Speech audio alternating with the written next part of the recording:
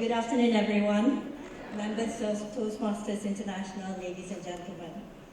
Firstly, I would like to wish all of you who are guests of Malaysia, Selamat Datang or welcome to Malaysia. I hope during your stay, and I know you've stayed a couple of days, you will be blessed with an enjoyable stay, memorable experiences, good food, that's very important for us, and more importantly, friendships. Standing here before you today, for me, is a huge honor. You see, I've always been, throughout my life, I've always been in awe of those who can stand up before a crowd and capture their attention and imagination with a good story, with an experience to share, with learnings to impart. I recently read an article by Neil Gaiman where he said, I've watched people fail trying to tell stories, and I've watched them break the hearts of everyone in the room, even as they inspired them. For this, I would like to congratulate Toastmasters, for so many have benefited, not only directly, but also indirectly, through your championing communications and the importance of storytelling. As you can see, I've always believed that I'm more comfortable off air than on air. At school, I would be the one who organizes the school play and not the one acting in it. You see, to me, my job, or so I thought, has always been to give others the stage to shine. Over time, however, I've learned that actually we're all on stage, we're all on air every day. And the difference is only about who and how large your audience is. And today I find myself standing before you. And I would like to thank you for giving me the opportunity to share a little bit about myself. Today I'm going to share my journey with you as a Malaysian woman. So let me spend some time in trying to introduce myself. I've given it some thought. So how do I define myself? First and foremost, I'm a mom to a son. I'm also a daughter, I'm a sister, I'm an aunt. I'm a Malaysian of Malay descent and a Muslim. I'm also CEO to Malaysia's, I would like to think, and I've got some of my colleagues here, to Malaysia's #1 consumer brand.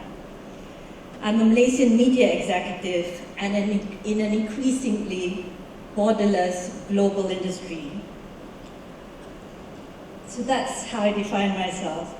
It wasn't too long ago, and it doesn't feel like too long ago, that I was just another young girl running wild with my two brothers, competing to be at least as smart, as fast, as tough, and as brave. I grew up in Sabah, which is East Malaysia, which some of you may know as being part of Borneo. Growing up in Sabah, as far as I'm concerned, is a gift, as it is undisputedly one of the most beautiful places on God's earth. We enjoyed the sun, we enjoyed the sea, we enjoyed the mountains. I think it's Sabah. And the people of Sabah are beautiful and friendly. It was an idyllic existence where my brothers and I could roam all day, as there were no fences and no gates to keep us in. Given, of course, that I didn't have any sisters, I've got two brothers, I naturally hung out with boys more. I learned a lot from them. For example, being a girl, I was always the smallest and the weakest physically. But my brothers and friends taught me about the strength in the element of surprise. The weak spots to hit. And I have to hit as if I meant it, not like a girl.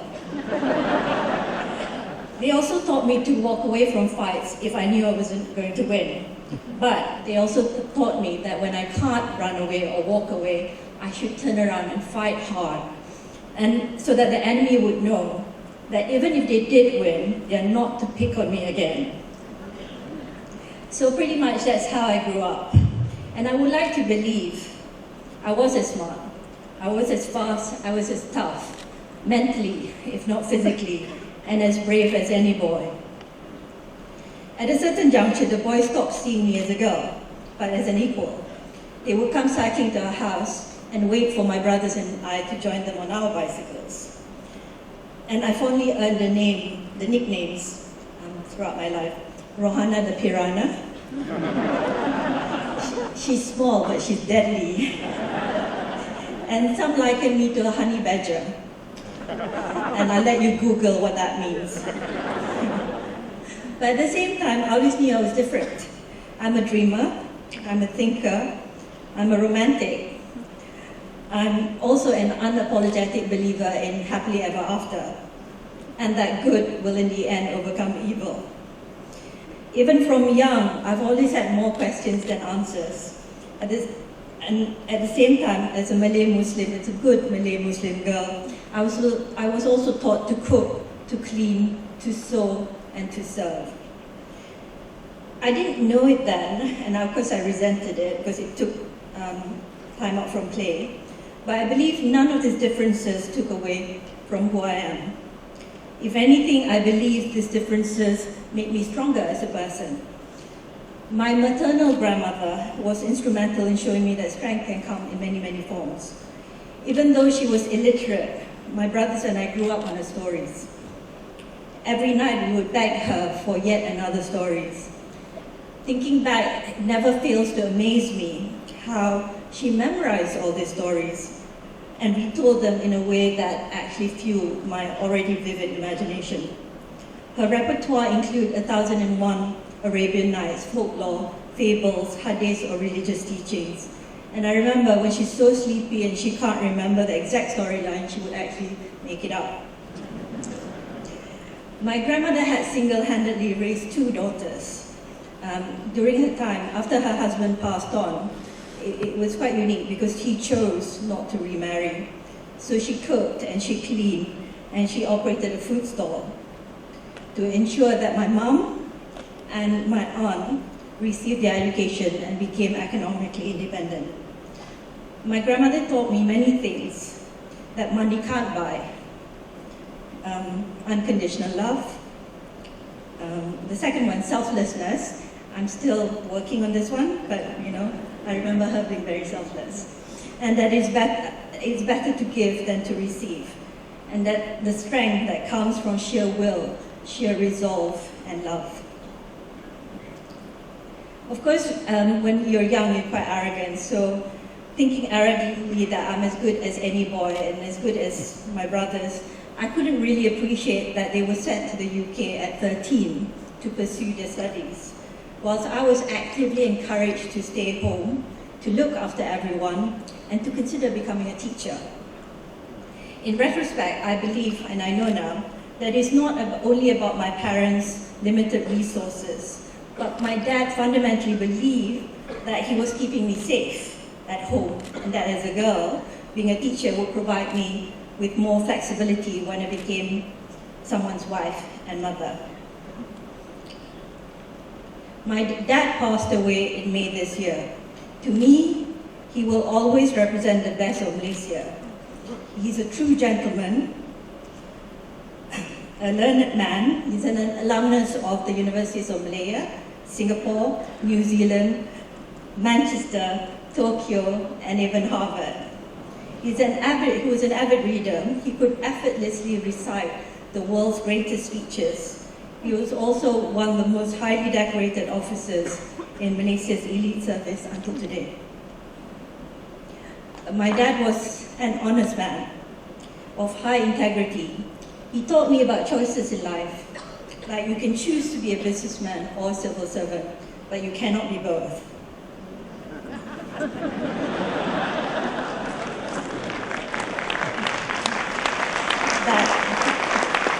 He also taught me to teach someone how to fish is always better than to do it for them. And that it is all right to have less if it means not giving up a good night's sleep.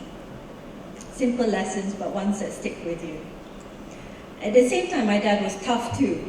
For example, his way of teaching us how to swim was just to pick us up, throw us into the deep end of the pool, the deepest end, and watch us find our rhythm. Literally sink or swim. He pushed us to do well, yet he was also the one who, when he saw me pushing myself too hard, would say, for an important exam, for example, he would actually tell me, you've got this, you know this. And then basically took the whole family out for a day's outing just the day before my exams. I didn't realize it at the time. But today, I believe my dad is the person who knew me best. Anyway, so when I got a scholarship, because I am quite determined. So no one is going to send me to the UK, I will get a scholarship. So when I got a scholarship to pursue my studies abroad at 17, he didn't really put up much of a fight, and he respected my choice. So at 17, I left home for the UK, where I pretty much stayed for the next 11 years. Through it all, and ever since, there have been many I've learned from, and many who have supported me, or at least have been my cheerleaders. But through it all, I've had to make the daily choice to turn up, and to be present, and to be contributing. It is a marathon, and oftentimes I would have to sprint too. Through it all, I have had to be at least as smart, as fast, as tough, as brave. There are no shortcuts, there are no concessions, and certainly there have been no entitlements. I've learned to play throughout the years to my strength, like I learned from the boys, and to work hard at being better. And through it all, I've held on and hopefully built on my core beliefs and values. So ladies and gentlemen, you saw the video of who we are at Astro. My 18 years at Astro is no different.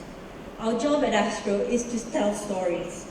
This huge privilege and an even bigger responsibility. We are one with our audience. We share, we laugh, we cry, we dream, we imagine, we empathize, we learn, and we do all of this together.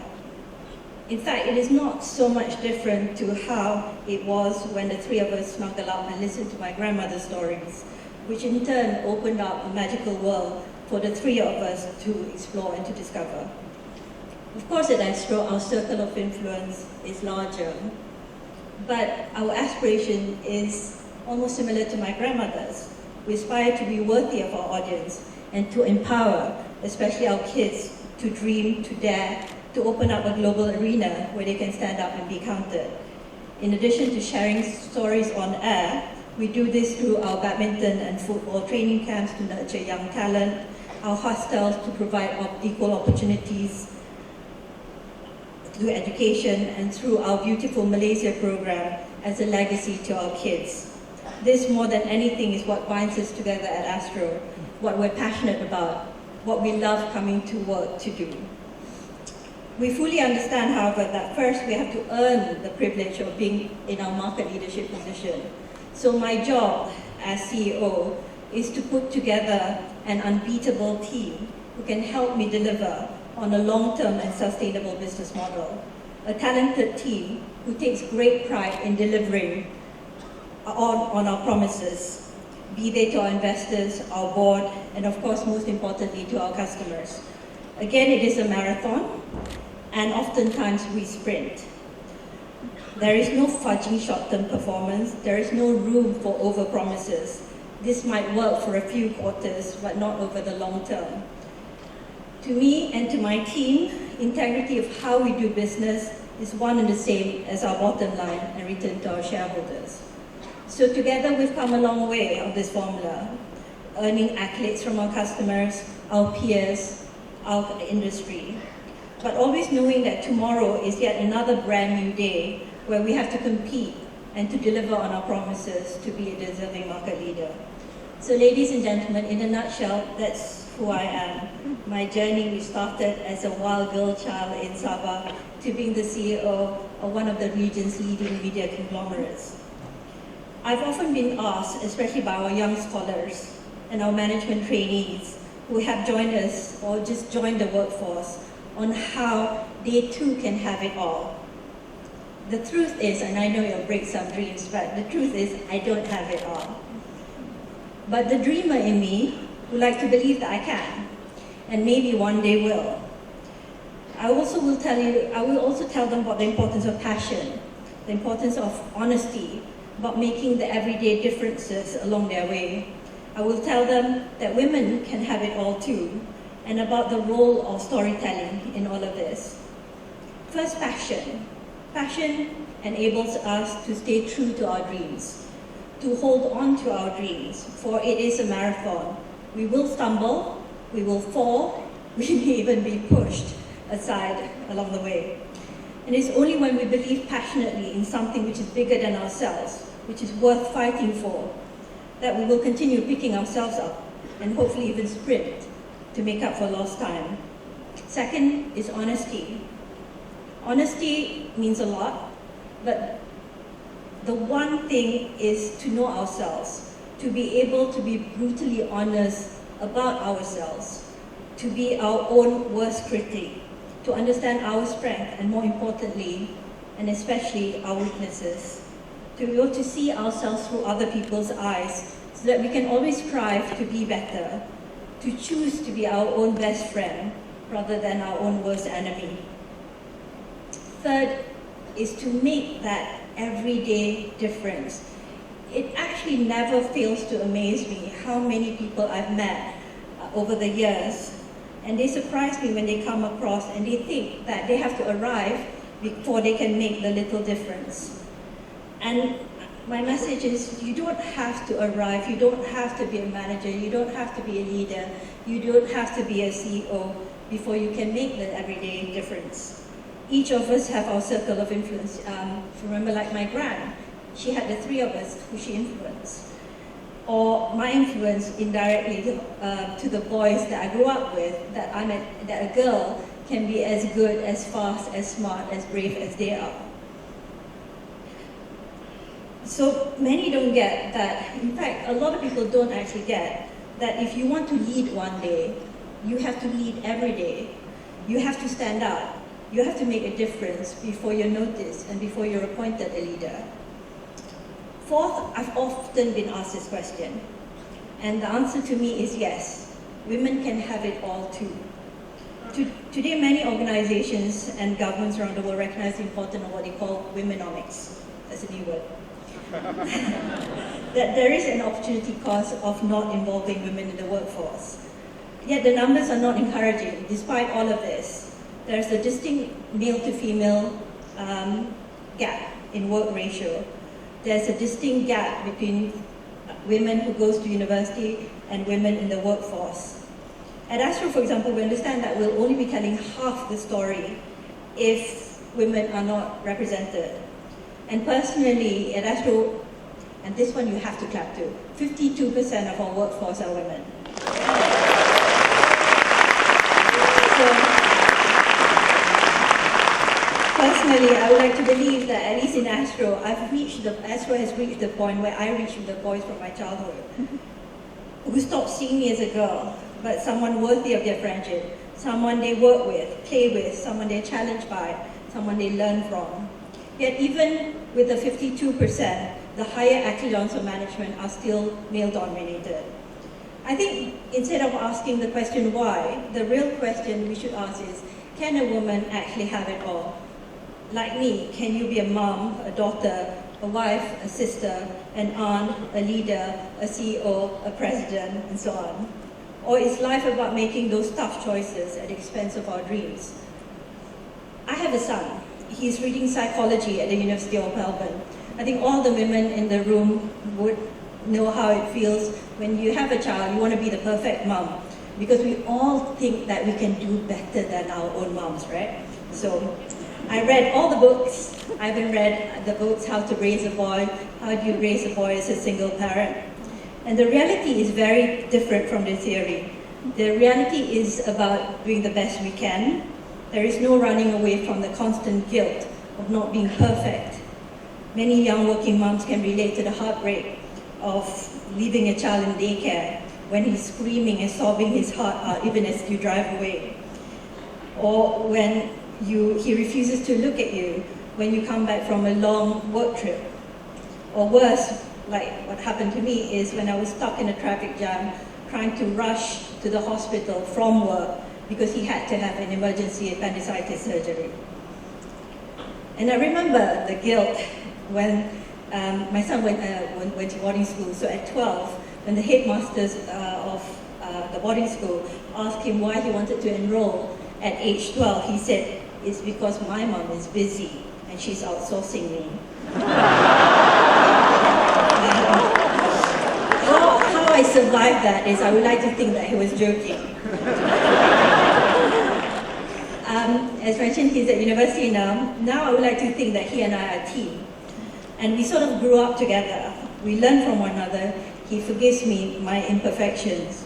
And I know if he's listening, I know he's proud of me. So I asked myself,